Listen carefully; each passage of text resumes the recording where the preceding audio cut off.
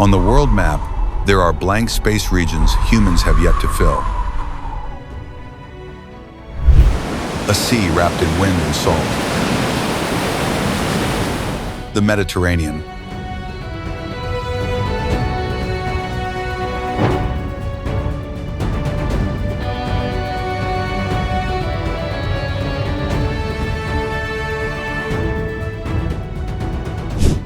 Not the one in textbooks, but the one of lost empires and buried secrets.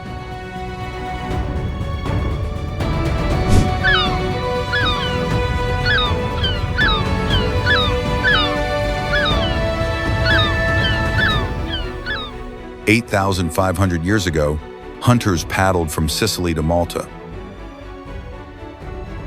Minoans traded pots and script. Phoenicians sailed by stars, spreading the first alphabet.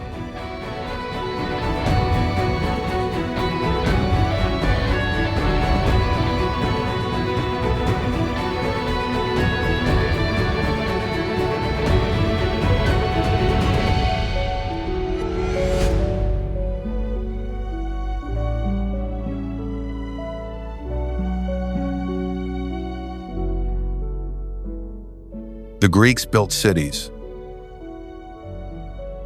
Rome took it all, Mare Nostrum.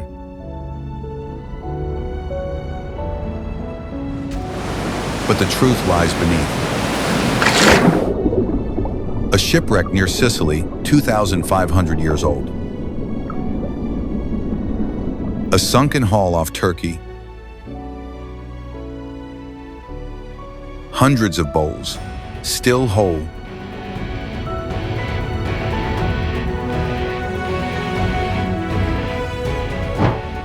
What if the sea vanished? What shattered Europe's first civilizations?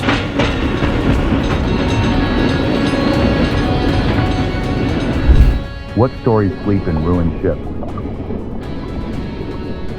This is where our journey truly begins.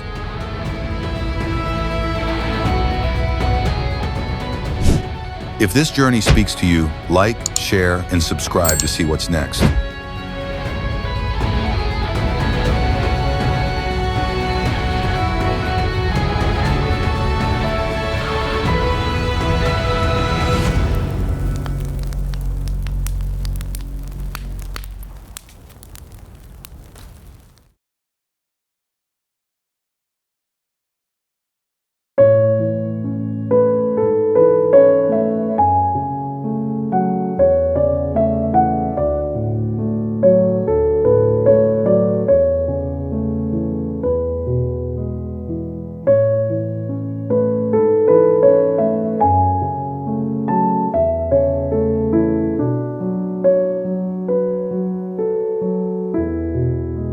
Beyond the empire's reach, beyond the roads that Rome never finished,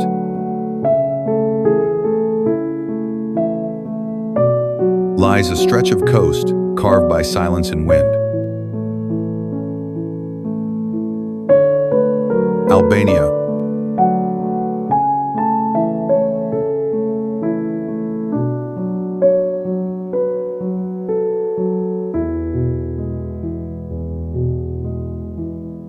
A place not forgotten by history, but never quite written into it.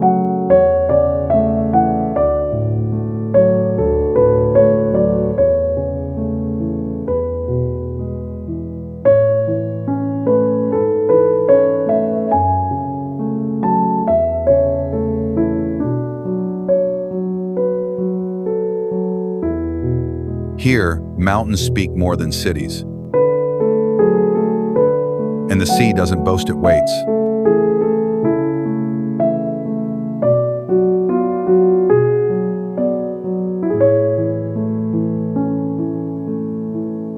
Villages of stone still cling to cliffs as they did centuries ago. And in the north, under peaks once called accursed, light filters through mist like memory through a dream.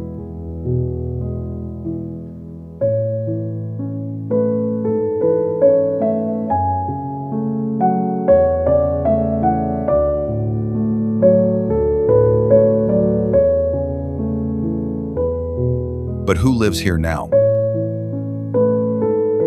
Who stayed behind when the rest of the world hurried on? People pass through Albania as if it's a hallway between bigger stories. But the floorboards creak here. And if you pause long enough, the walls begin to speak.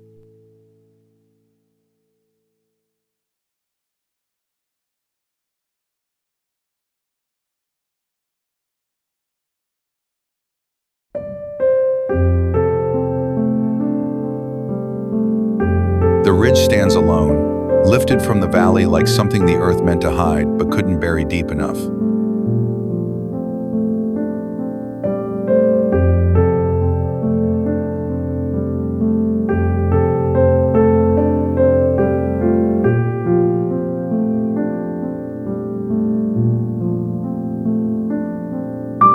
Wind scrapes across its back, not in anger, but in memory, circling what still remains and what refuses to fall.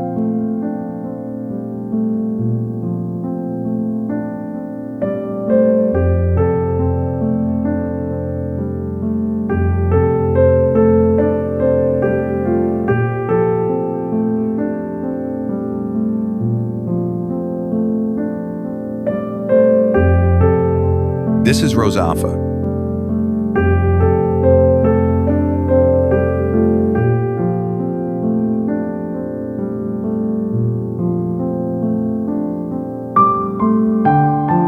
The fortress above 3 rivers. The place where stone learned how to grieve.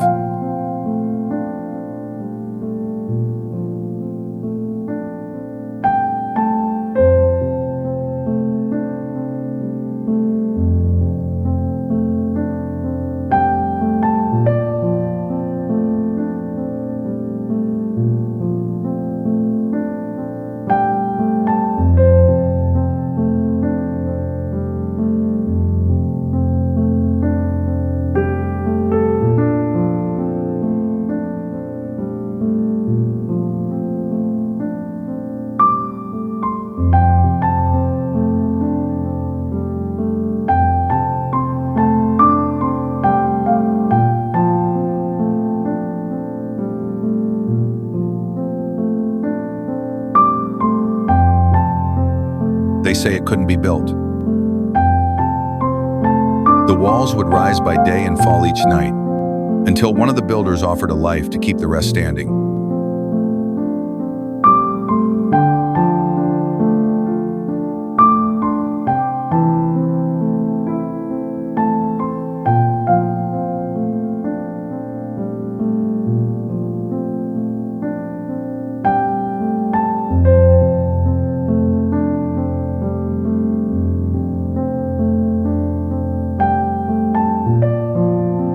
It was his wife.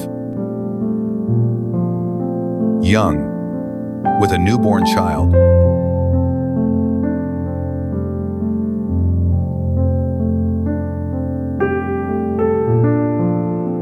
And she agreed, not out of duty, but with the calm of someone who understood the weight of myth.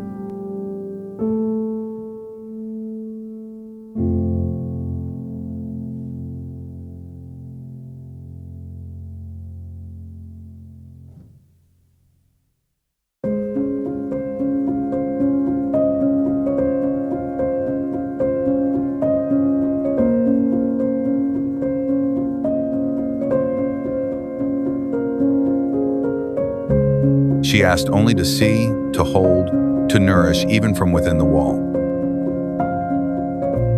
They left one eye, one arm, and one breast exposed. And then they sealed her in.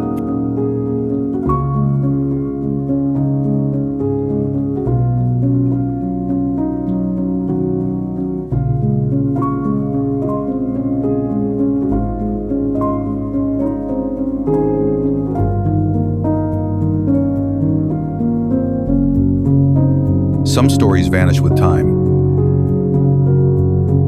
This one clings to the rock like moss.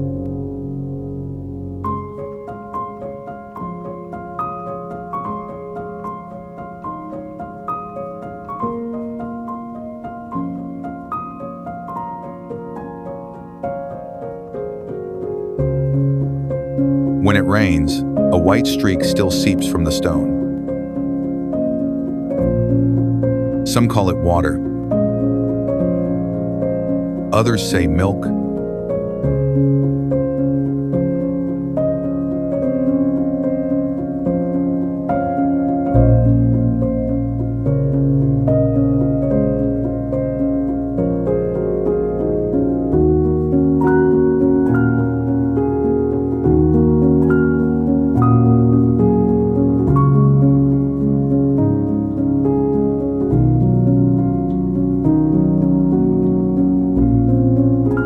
And on quiet afternoons, when the clouds hang low over the valley, the wind moving through the ruined arches feels less like air and more like breath.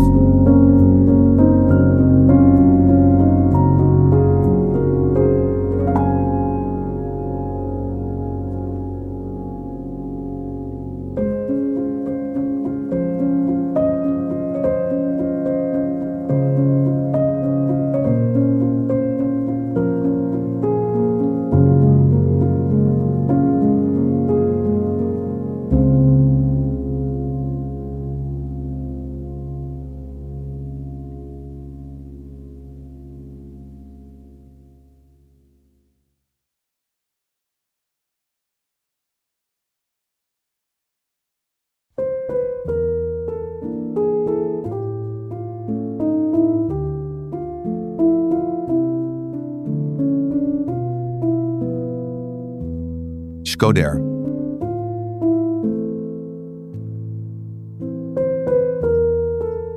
You don't see it all at once.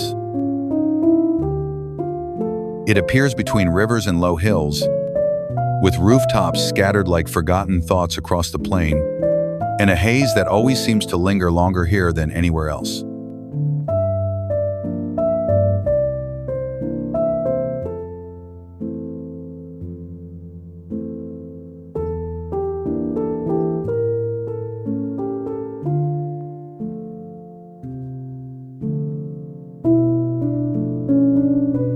There are no grand gates, no wide boulevards.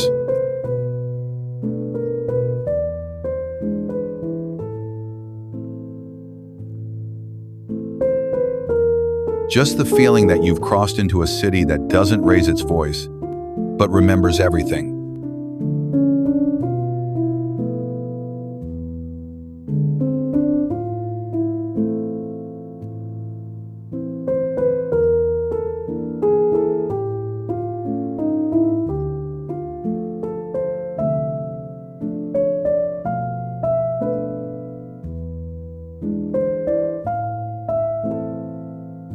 The streets carry the sound of bicycle wheels over stone, the echo of market calls under half-closed shutters, and somewhere in the background always, a silence that feels just a bit too heavy for such a flat land.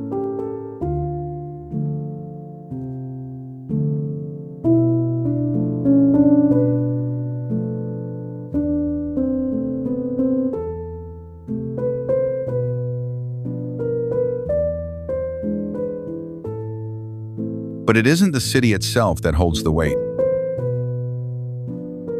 It's the hill just beyond.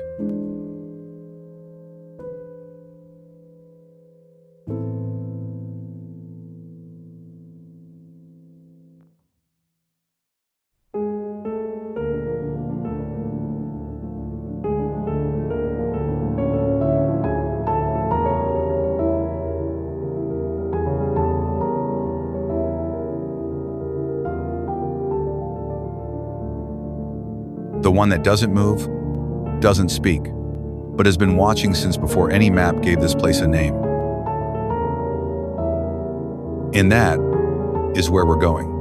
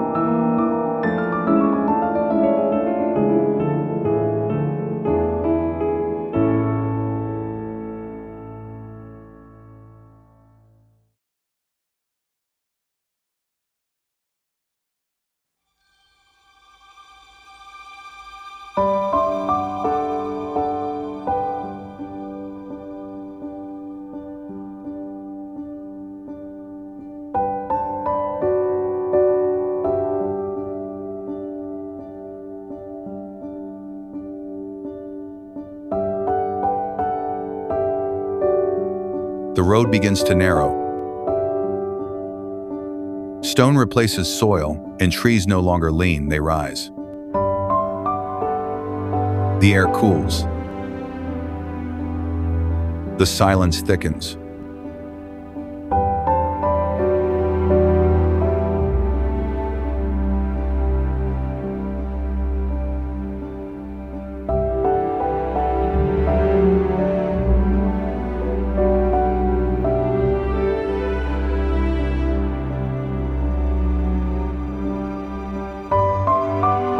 At the end of this forgotten path, just before the mountains close completely, a thin ribbon of water slices through the valley like it was never meant to be found.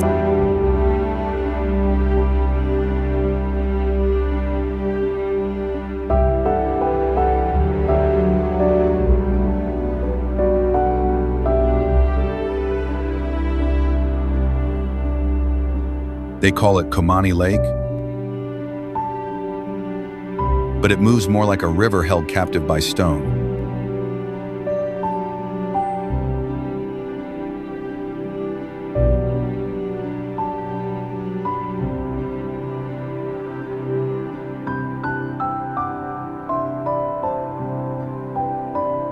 Steep cliffs rise on either side, jagged, pale, streaked with the weight of centuries. The sun touches them only briefly, then disappears again behind walls that seem to fold in on themselves.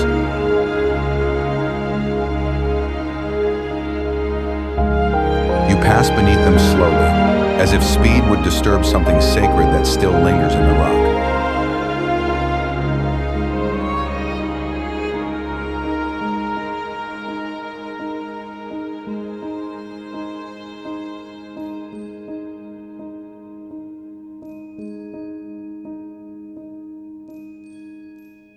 There are no roads here.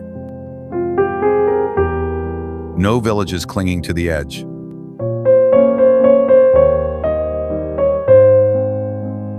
No sound, save for the steady hum of the boat, a soft heartbeat in a canyon that hasn't changed since glaciers shaped its bones.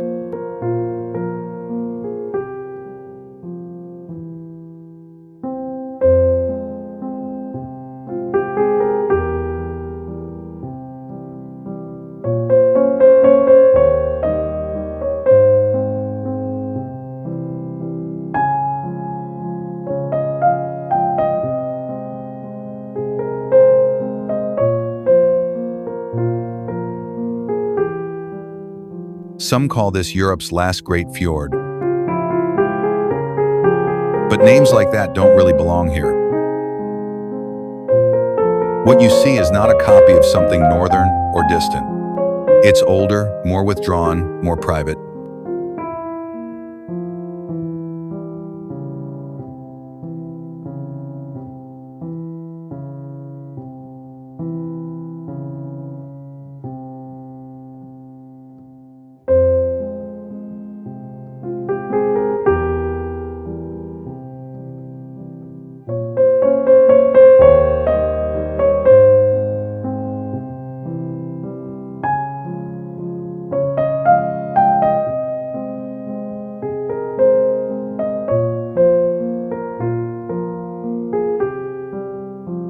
The water shifts from emerald to slate, depending on the hour.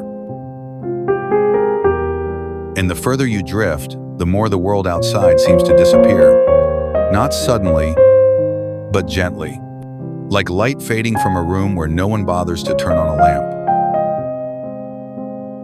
This is not a crossing. It is a descent into quiet, into distance, into the kind of stillness that speaks, if you let it.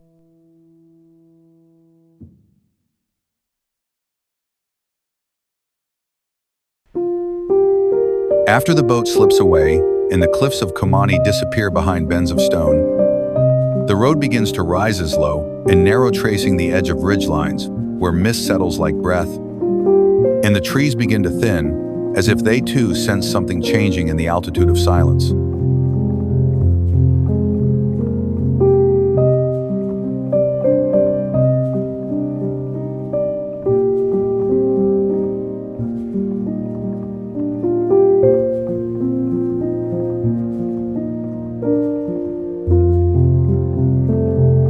Valona Valley doesn't erupt into view.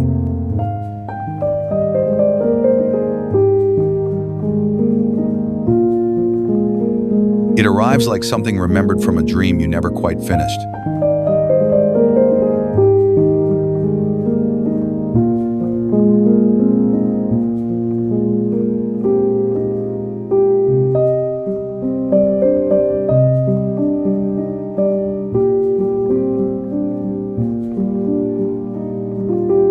Its beauty does not shout.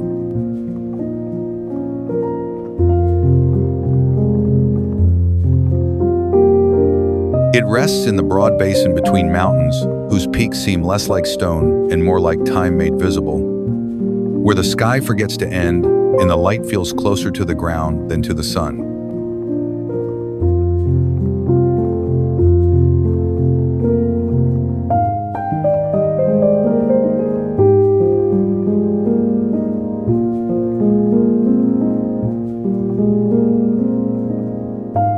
There are houses here, but they do not declare themselves.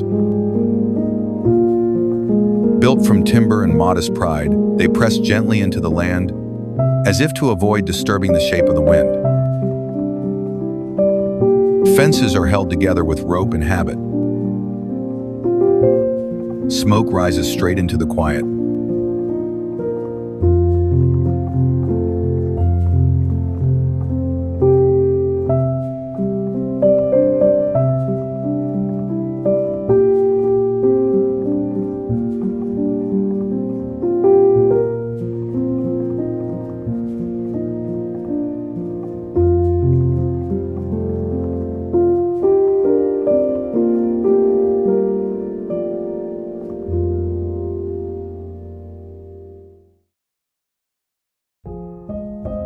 You do not come here for spectacle.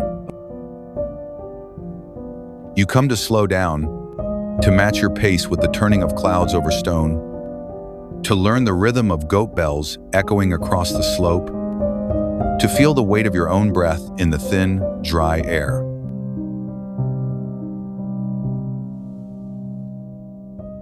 Words seem heavier here. People speak less, not out of coldness, but because there is little left to add.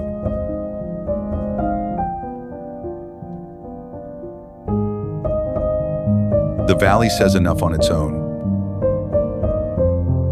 In the way the river cuts across fields of crushed gold, in the way footsteps vanish behind you, not because they are erased, but because the land always returns to stillness.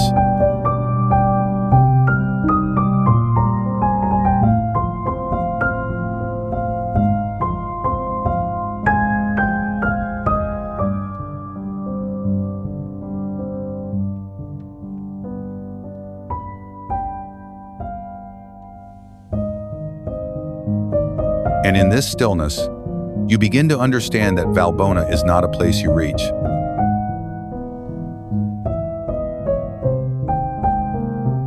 It is a space you enter and carry with you long after you've gone.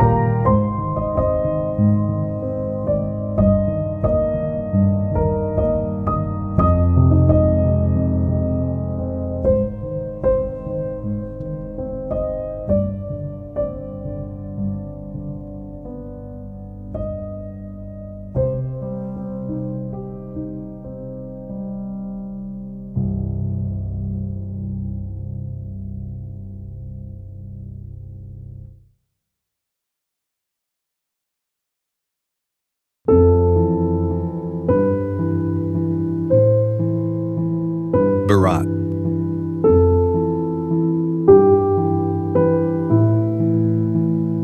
It appears all at once, a city layered into the hillside like it's been poured from the mountain itself.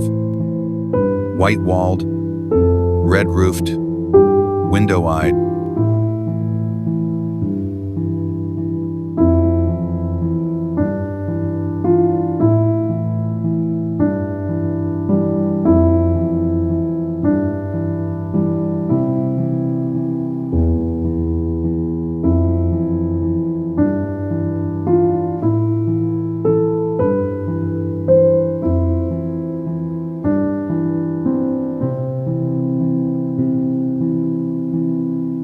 At first glance, it feels weightless.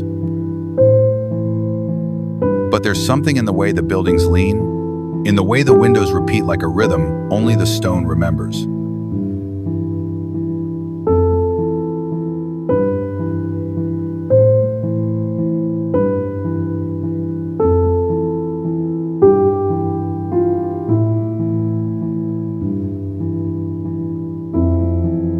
They call it the City of 1,000 Windows, but it's not the windows that matter.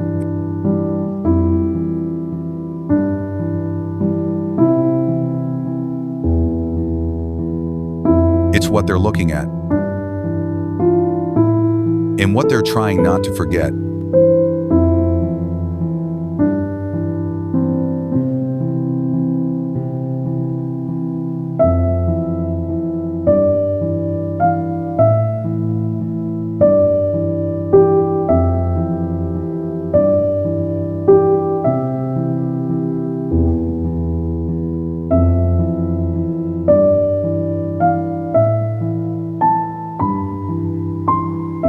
Berat doesn't rise like a fortress. It folds into the valley, as if it knows beauty isn't built from power, but from patience.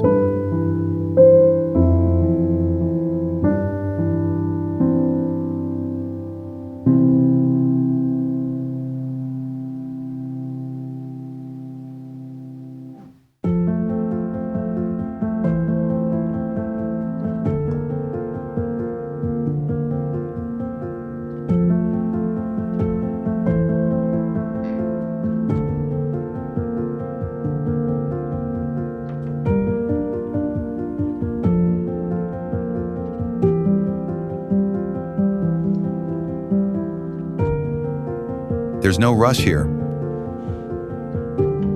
No noise. Even footsteps seem to soften on the stone. You move slower not because the path demands it, but because the light does.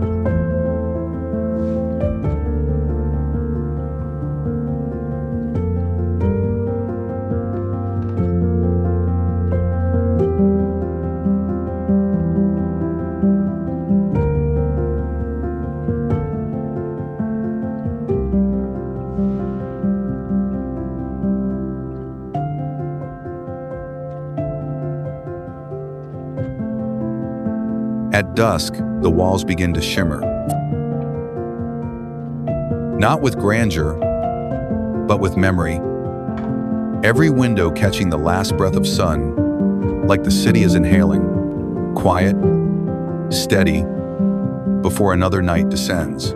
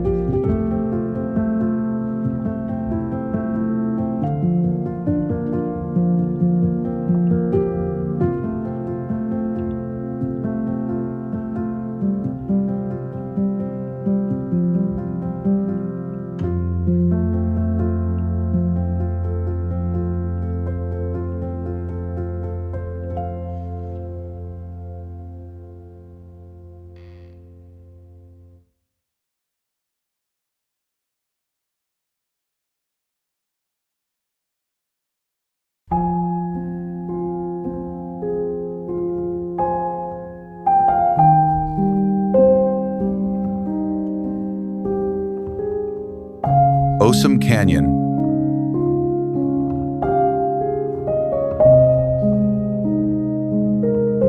It doesn't open with sound.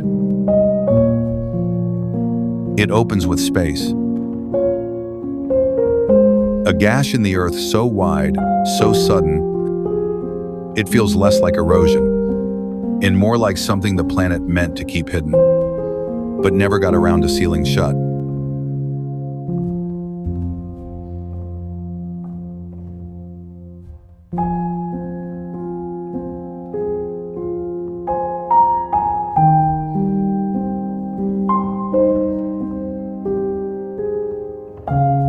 Here, the river doesn't flow. It threads.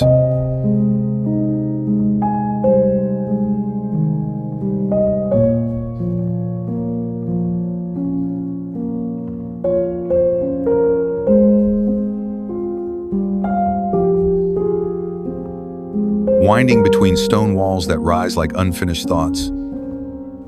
Some sheer and clean, others scarred with time and water and waiting.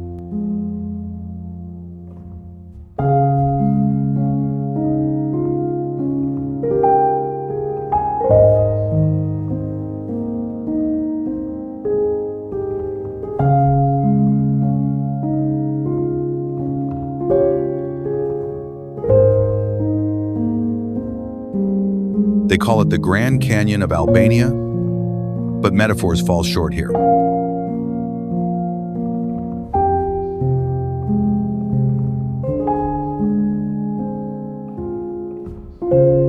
Because this isn't a place you look at. It's a place that looks back.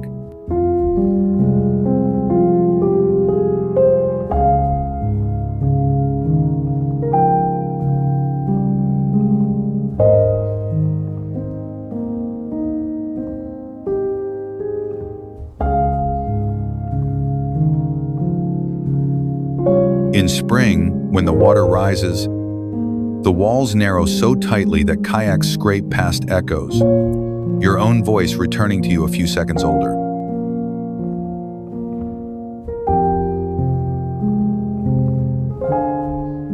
The canyon doesn't feel alive. It feels ancient. Quiet, but not passive. Like something that remembers the exact weight of every flood, every drought, every person who dared to drift into its silence.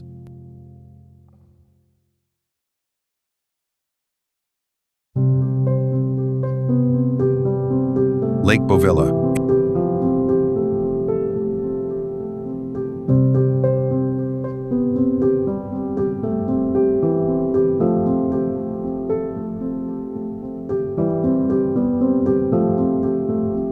Enclosed within cliffs that rise like ancient walls, long forgotten by their builders,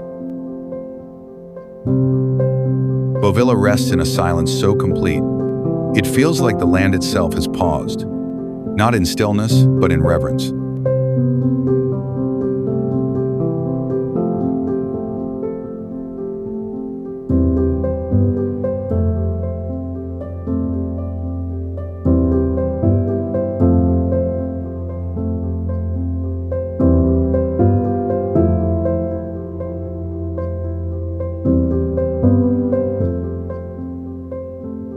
There are no towns pressing at its shores, no boats drifting across its surface, no sound beyond the faint sigh of wind threading between the rocks.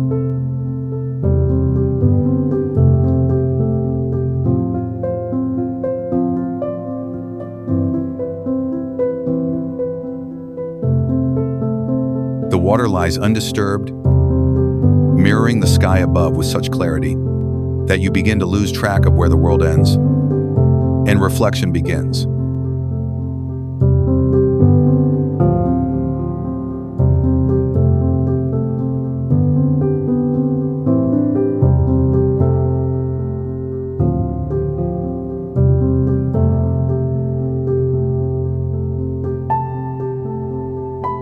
To reach this place, you follow a narrow road carved into the mountainside. A path neither made for comfort nor for speed, but for necessity, winding slowly upward as if to prepare you for the quiet that waits at the summit.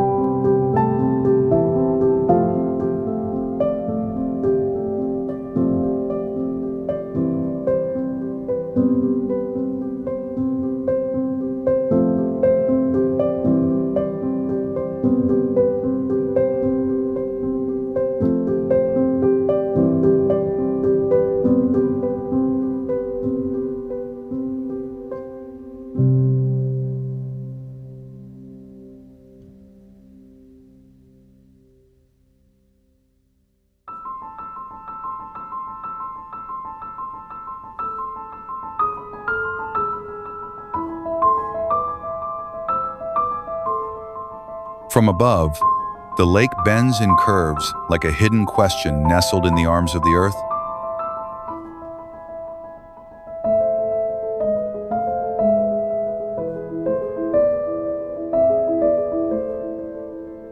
Its shape half visible beneath layers of shadow and late daylight. And though Tirana hums somewhere beyond the peaks, its noise doesn't reach this far, where water and stone keep their own time.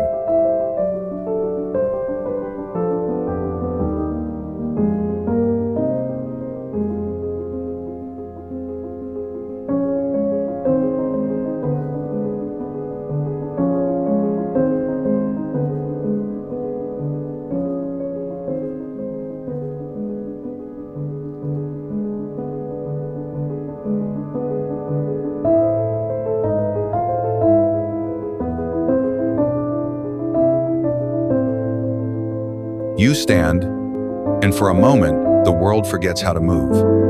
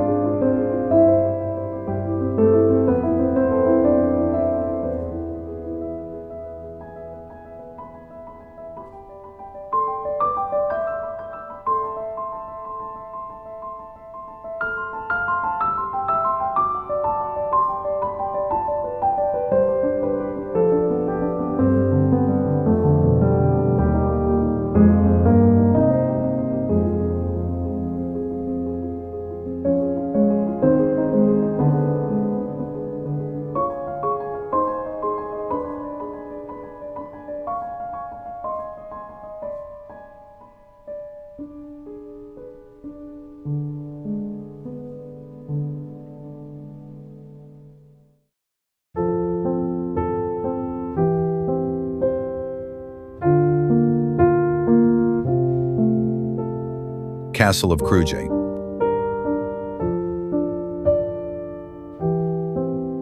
It rises above the town like a thought that never left.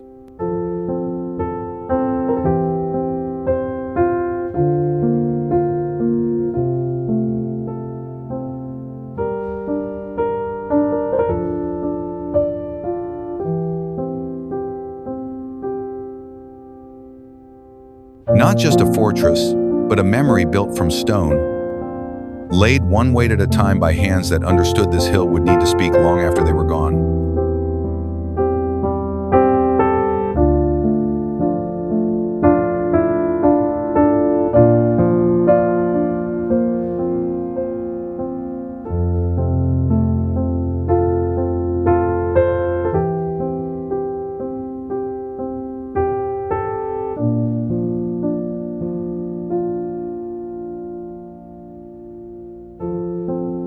The path to the gate is steep, winding past walls that lean inward with age, past market stalls and worn flags fluttering like tired breath. And still, it climbs. Because that's what resistance always does.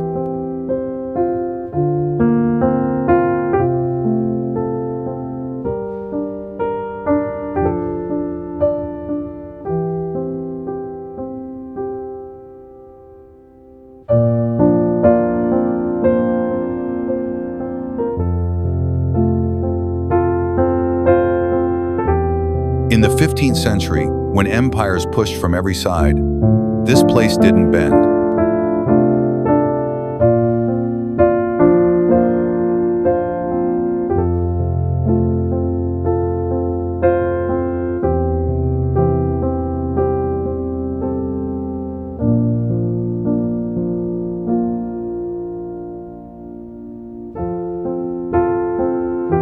Led by Skanderbeg, they held this citadel for over 2 decades. Not with numbers, but with belief sharper than any blade.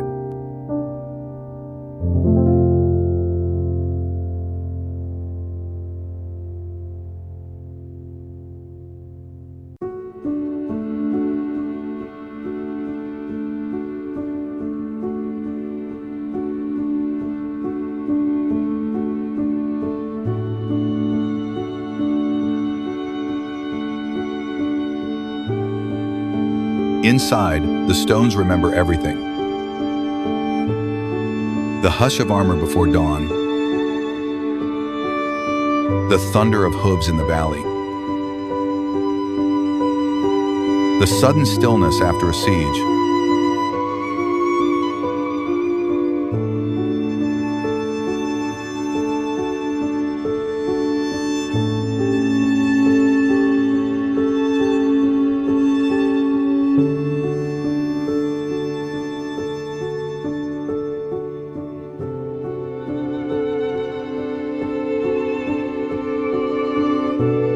And when you reach the highest wall, the whole land spreads beneath you, not like something conquered, but something defended.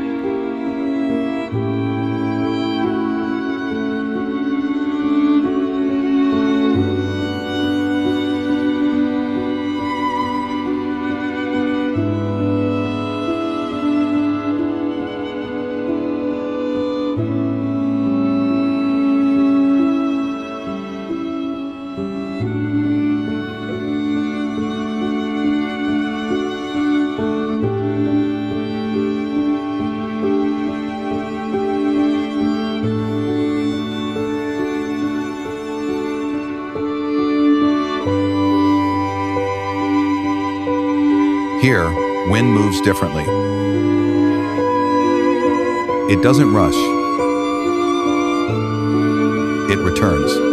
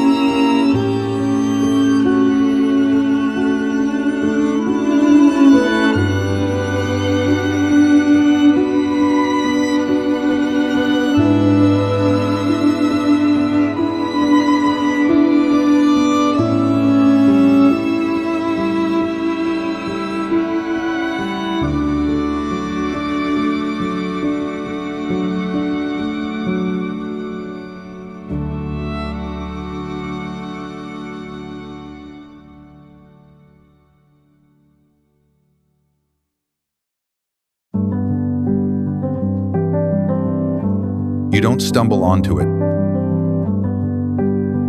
You walk long enough for your footsteps to lose rhythm, for the trees to thin and the path to forget it was ever a road.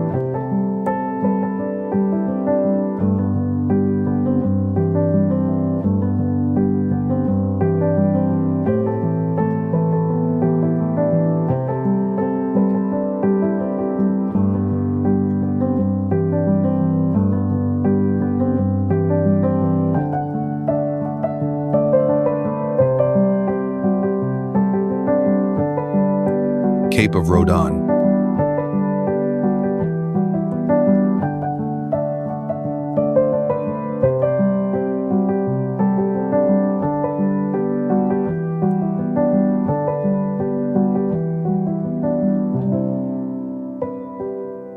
A narrow spit of land pushing into the Adriatic like a promise left unfinished. Rodon feels both distant and deliberate. Not a destination, but the edge of something older than maps.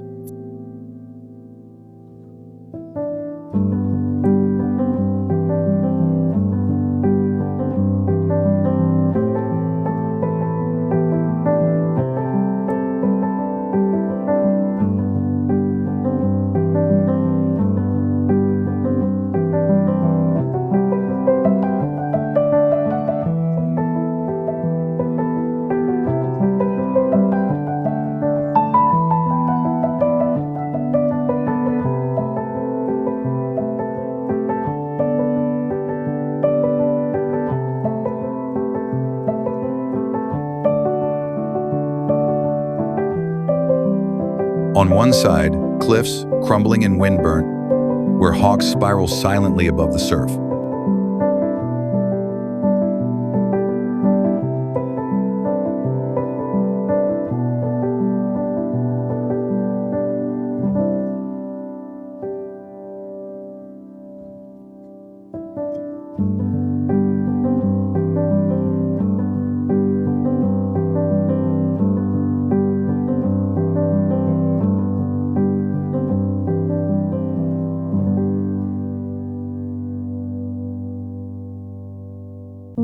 On the other, gentle slopes, folding down toward a restless sea that has never stopped speaking, only changed its language.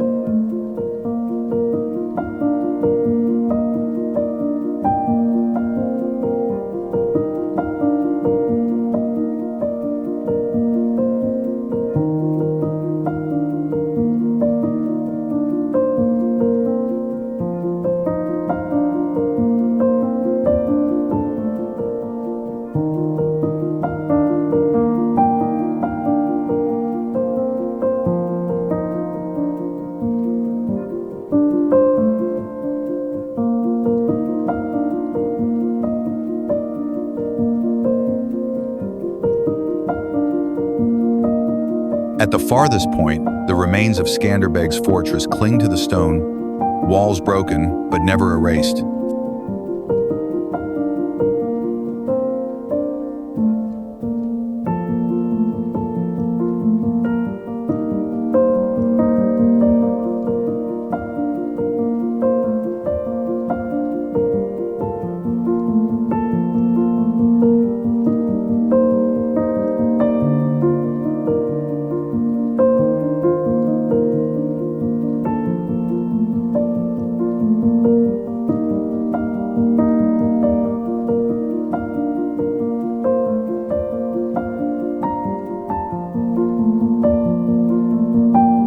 There's no sound here but wind and water, no signs but the curve of earth and the echo of names once carried by riders, now scattered like dust beneath the waves.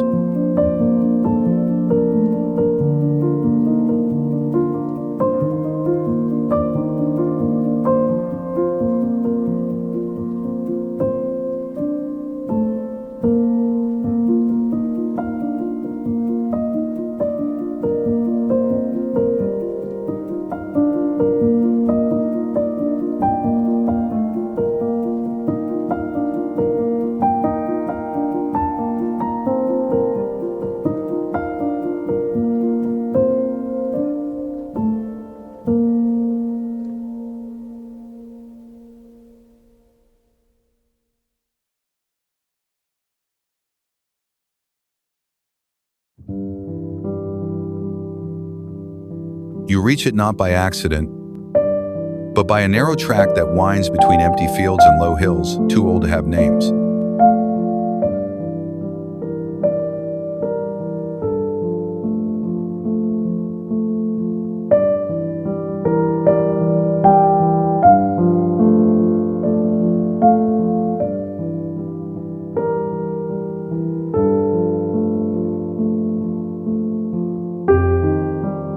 There is no crowd here, no monument, only a line of stone arches crossing the grass, patient, unguarded, and half forgotten.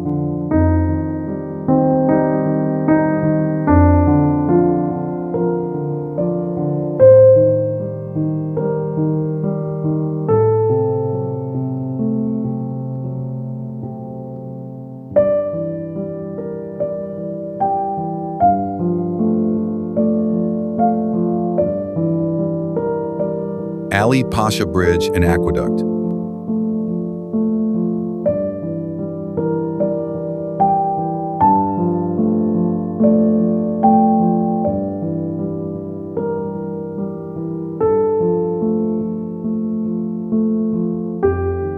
Built in the early 19th century to feed a fortress no longer standing, the aqueduct carried water from the mountains to the plains, spanning valleys not for glory, but for need. And it was this very purpose, humble and precise, that gave it strength.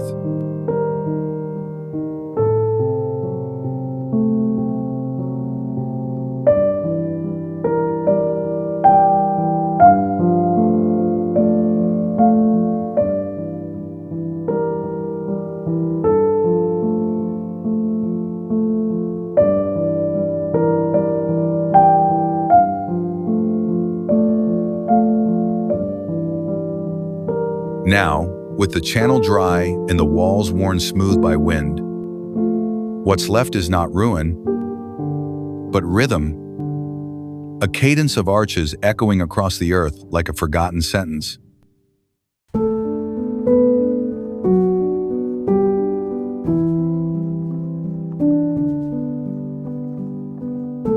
That still holds its shape, even as the words fade.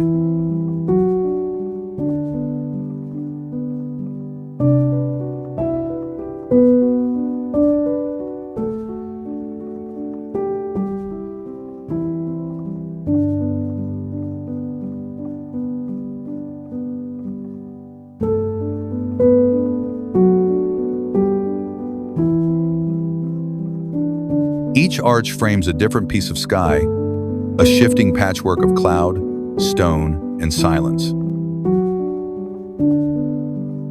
And though nothing passes beneath it, now no water, no soldiers, it endures without ceremony, unbothered by absence, as if the act of standing were reason enough to remain.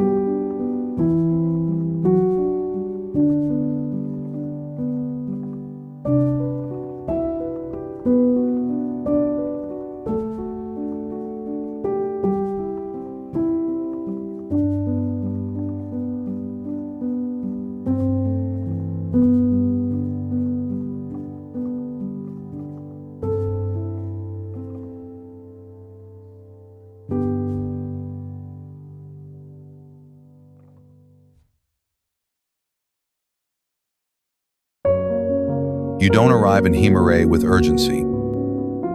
The road leading in takes its time, twisting between cliffs and olive trees.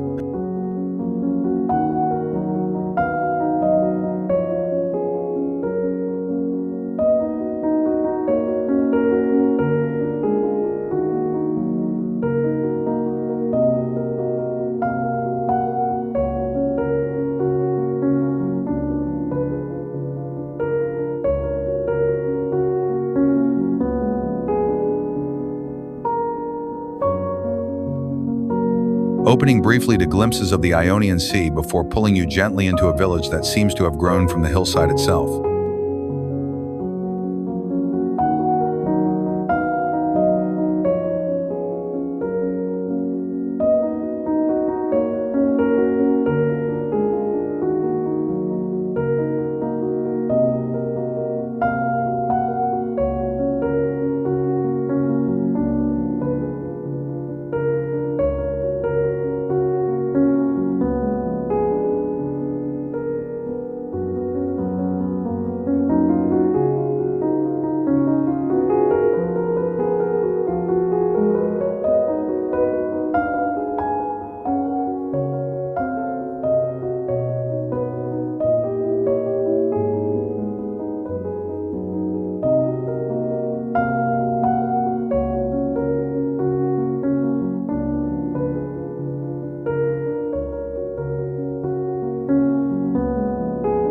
Himare.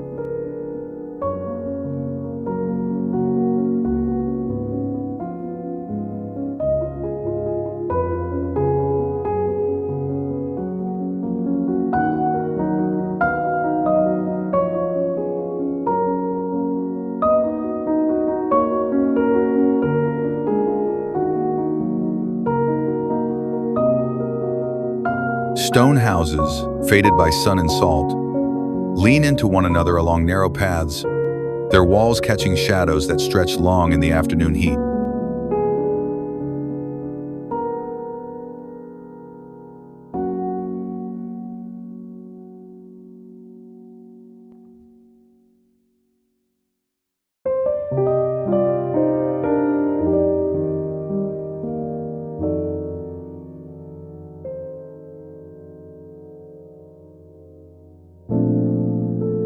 The beach curves in a wide, quiet arc, its waters so clear they seem to erase the boundary between sea and sky, while fig trees line the edge like silent keepers of time.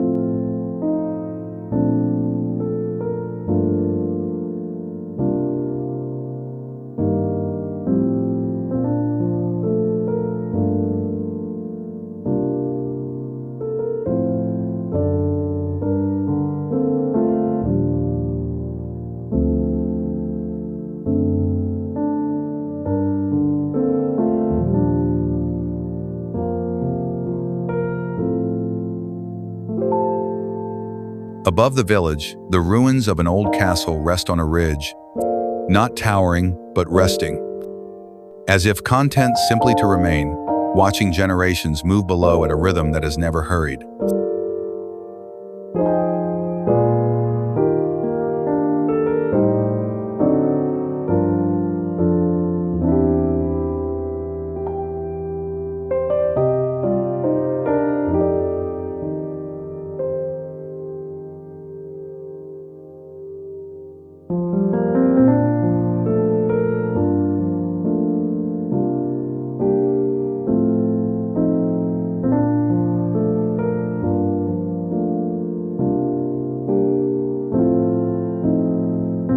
Even the air here feels slower, carrying scents of pine and dust, while the occasional breeze threads through empty streets with the softness of memory.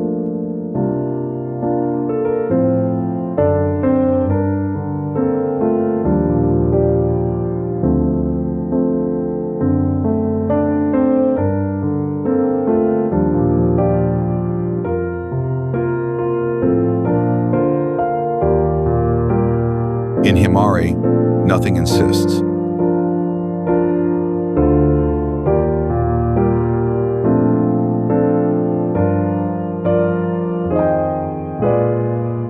Not the waves, not the heat, not even time, which seems to linger longer than it should, then drift on without saying goodbye.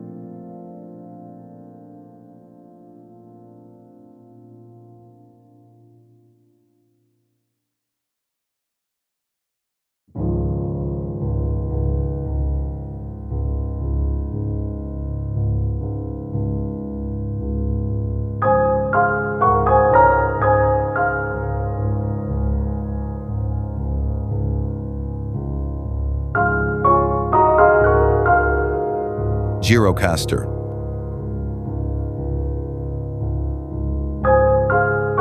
Built not on land, but into it, Gjirokaster climbs the slope as though it has always belonged to the hill. A city not constructed in time, but sedimented through it.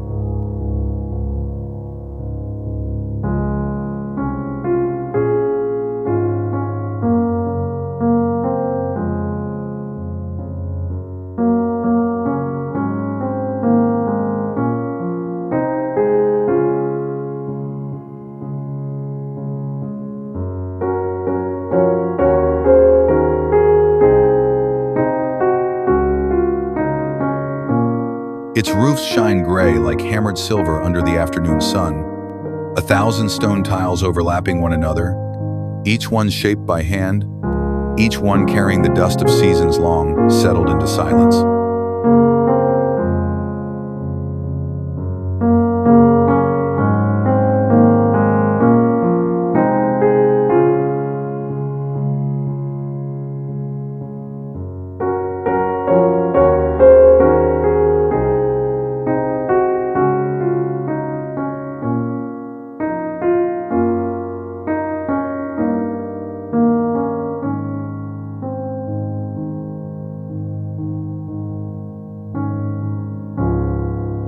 The streets here don't run, they shift.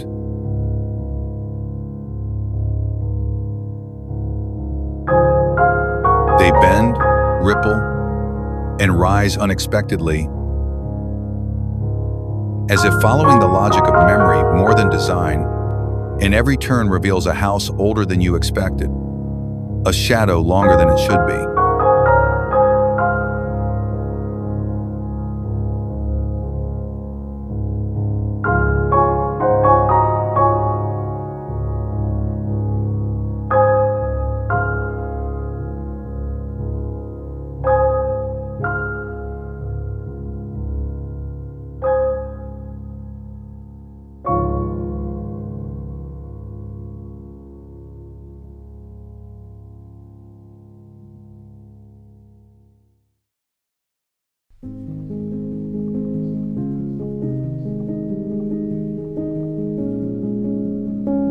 This is a city of stories, but few of them are loud.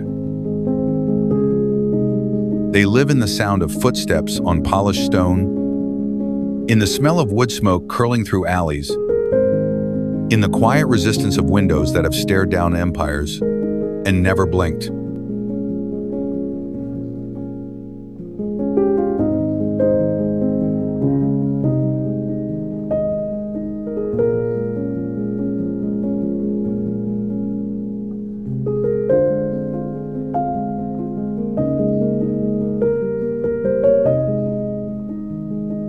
Above it all, the fortress waits, a silhouette of patience carved into the sky, where cannons rest in silence, and the wind carries no flags, only the echoes of names that history forgot to erase.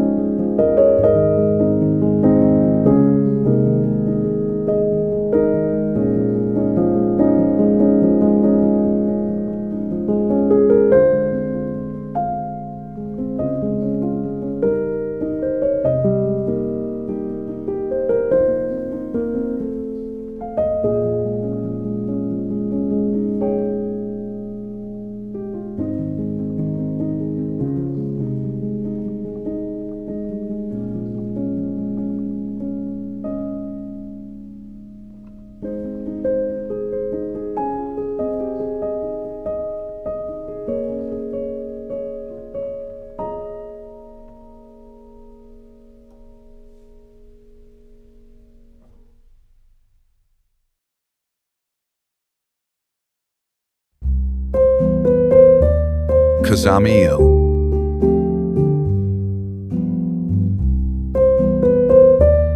Here, the sea doesn't begin.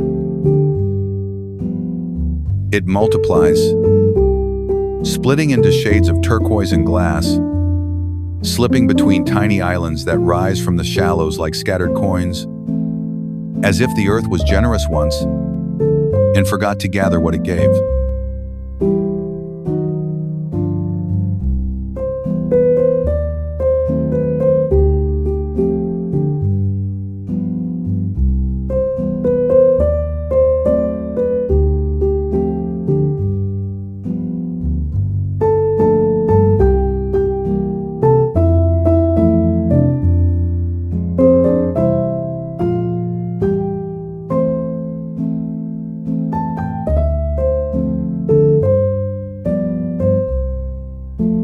The shore is soft, white with powdered stone, and even when footsteps press into the sand, they don't seem to disturb it. only remind you how recently the tide was here and how soon it will return.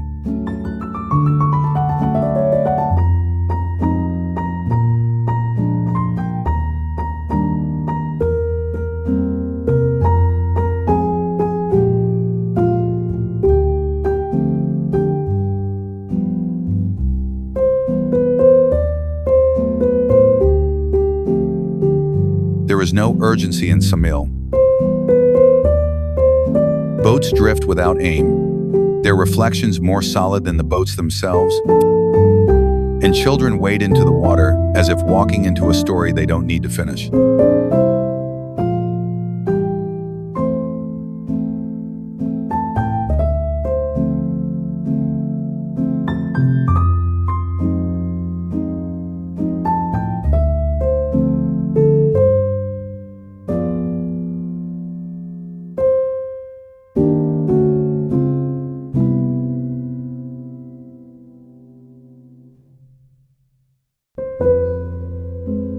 The sun here doesn't scorch.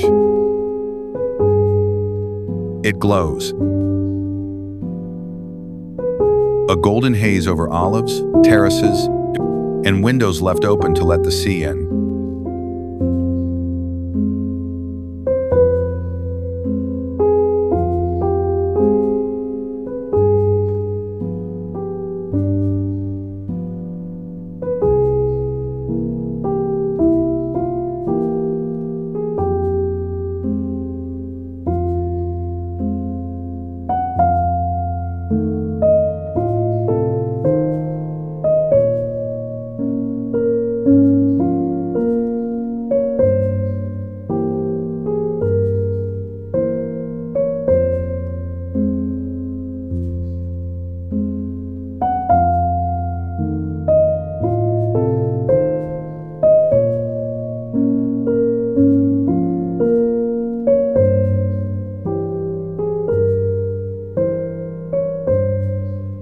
It's easy to forget time in Ksamil, not because nothing changes, but because everything does, just slowly enough that you don't notice until it's already gone.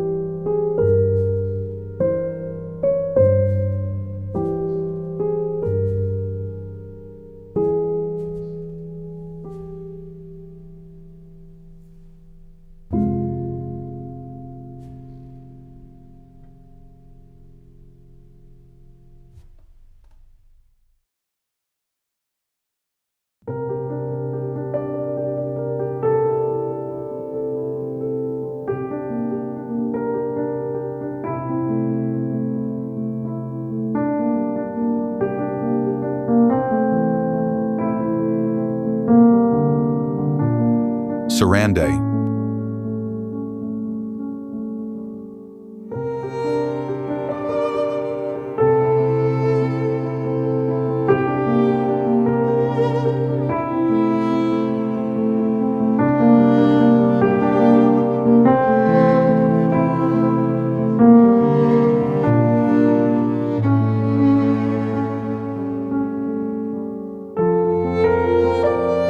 Framed by mountains behind and a mirror of sea before, Sarande doesn't feel like an arrival, but more like a threshold. The last page of a chapter that's been unfolding across cliffs, castles, and silent roads.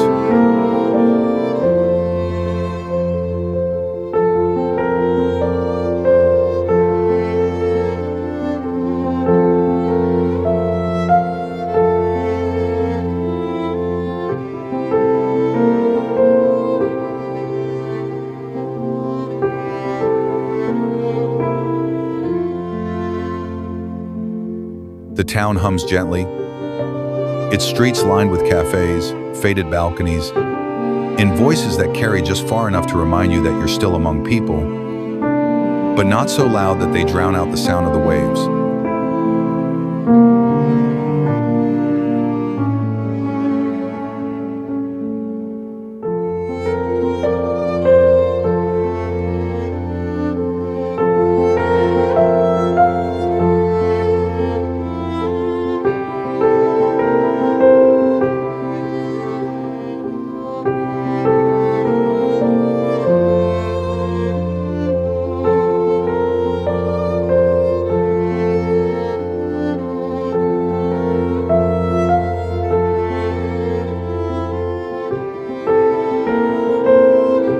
In the afternoon, the sun dips low behind the hills, turning every window into gold, and the coastline blurs.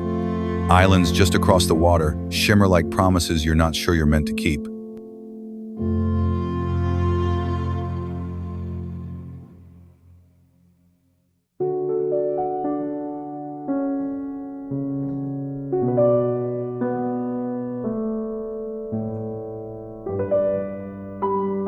You stand at the harbor, and for the first time, you don't ask where to go next.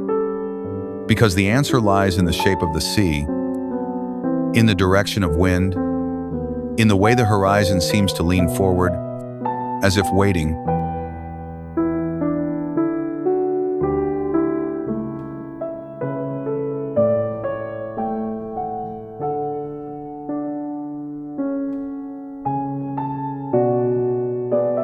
What's across the channel is not far.